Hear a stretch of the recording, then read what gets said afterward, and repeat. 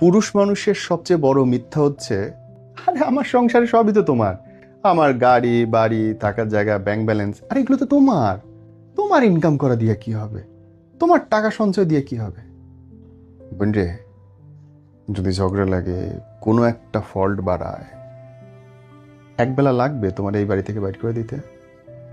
যেই সংসারের জন্যে নিজের মাথার ঘাম পায়ে ফেলতেছো, খেয়ে না খেয়ে দুইটা ফার্নিচার দুইটা পয়সা জমাচ্ছ, এবং তোমার স্বামী তোমাকে আশ্বাস দিচ্ছে এই সংসারের সবই তো তোমার, আদতে এই সংসারে তুমি বিনা পয়সার কর্মচারী ছাড়া কিচ্ছু না।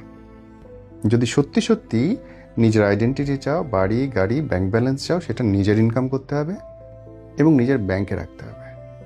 জামাই যেটা ইনকাম করতেছে সেটা তার, সে তোমাকে দিলে দয়া দক্ষিণা দান করবে। এটা নিশ্চয় জানো, খুদের চাইলে পেট ভরে না।